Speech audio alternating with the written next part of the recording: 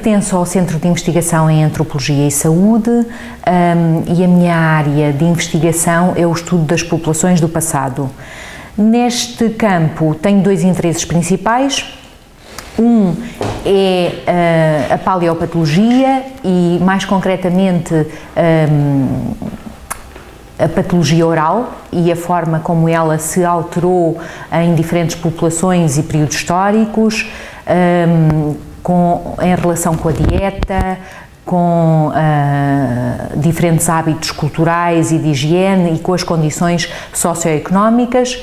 E o outro interesse é o desenvolvimento de métodos, sobretudo métricos, de estimativa da idade à morte, de diagnose sexual e também de estimativa da estatura a partir dos restos esqueléticos. Relativamente ao livro da semana, a minha escolha recaiu sobre dois livros. Um é Capitães da Areia, de Jorge Amado, publicado pela primeira vez em 1937. É de destacar que este ano se comemora o centenário do seu nascimento e, curiosamente, no ano passado, portanto em 2011, a quando dos 10 anos sobre a sua morte, a sua neta Cecília Amado adaptou precisamente esta história ao cinema, em homenagem ao avô, apesar de não ter sido esta a primeira vez que esta história chega às salas dos cinemas. Como disse, a primeira vez que saiu foi em 1937, mas foi um livro que teve muitos problemas, que foi perseguido pelo governo brasileiro e inclusivamente foram queimadas centenas de exemplares em praça pública porque foi um livro polémico. Só em 1944, portanto 7 anos depois, é que o livro voltou a sair para as bancas com uma edição revista pelo autor. Portanto, este livro foi polémico na altura. Porquê? Porque retrata a vida de um grupo de meninos de rua que aterrorizam Salvador, a capital do estado da Bahia, no Brasil, por se dedicarem a uma vida de crime e por viverem aparentemente sem regras. E este livro era muito crítico, portanto, retrata não só as autoridades como o clero como cruéis e opressores, e a imprensa também não sai bem vista neste livro.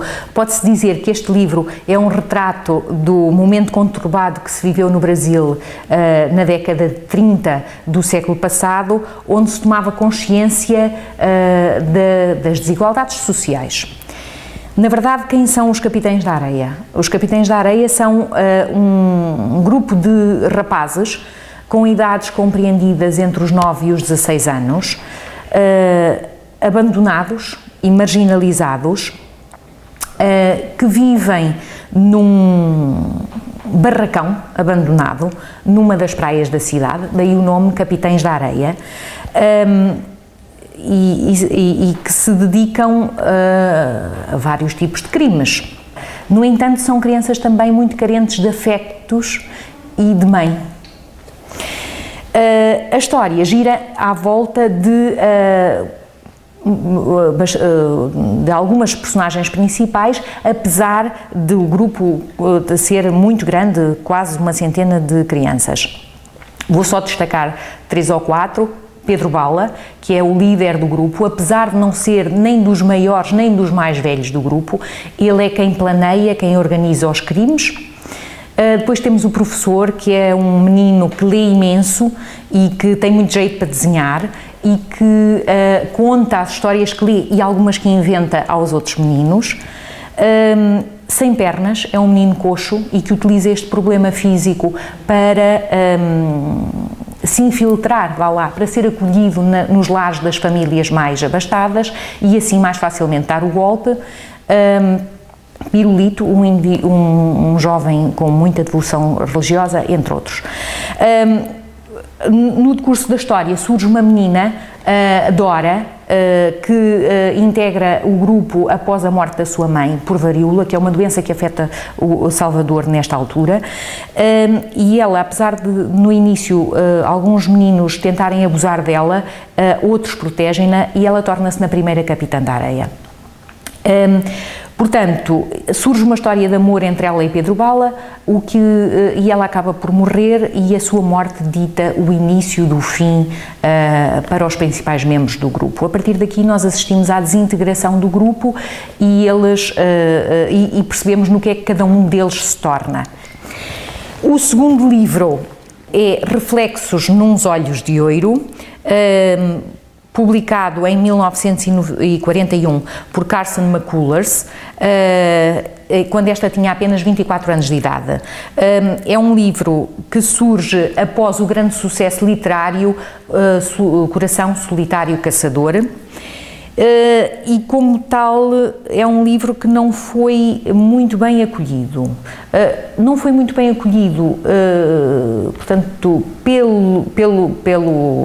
pela crítica, que o considerou algo desanimador após o primeiro sucesso, e também não foi bem recebido por colombos no estado da Geórgia, nos Estados Unidos da América, de onde a autora é natural, devido aos temas tabu que aborda. O seu verdadeiro valor só surge com os anos, com o passar do tempo, e é considerado um dos raros romances homossexuais da primeira metade do século XX. O prefácio é escrito por Tennessee Williams, que juntamente com Truman Capote é um dos seus grandes admiradores e amigos pessoais. Também outro grande admirador é John Huston, o cineasta, que adapta também esta história ao cinema em 1967, com Marlon Brando e Elizabeth Taylor nos principais papéis. Do que é que trata Reflexos nos Olhos de Ouro? A história passa-se numa base militar no estado da Geórgia e gira à volta de meia dúzia de personagens. O soldado Williams, que é um homem com muitos mistérios, cheio de segredos, e que 2 anos após se ter alistado é destacado para exercer funções na casa de um capitão, o capitão Pendleton. Um dia, após realizar trabalhos de jardinagem, inadvertidamente vê a mulher do capitão, Leonora, através de uma janela, nua, e a partir daí fica obcecado por ela. O capitão Pendleton e a sua mulher, Leonora, têm uma relação algo liberal e ela tem tido vários amantes ao longo da vida. E neste momento tem um amante, que é o Major Langdon, que vive juntamente com a sua mulher, Alison, uma mulher descrita como muito doente, muito frágil, muito deprimida, a quem morreu uma filha há alguns anos, e um criado, um fiel criado filipino, Anacleto. Estes 2 casais convivem muito nas casas de ambos e organizam jantares, recepções, jogos de cartas, e nestes encontros é particularmente evidente a solidão a que todas as personagens estão votadas. Depois, o capitão Pendleton percebe-se a determinada altura que se sente atraído pelo soldado Williams, sem se aperceber da sua atração pela sua mulher. Portanto, ao longo da história nós vamos assistindo a um crescendo de desejo e de ciúme e que culmina na morte sob vários aspectos, de várias formas. Este livro marcou-me por mostrar como a solidão afeta não apenas quem está só, mas também por mostrar como os silêncios, as verdades escondidas e o desamor podem ser corrosivos e conduzir a fins trágicos.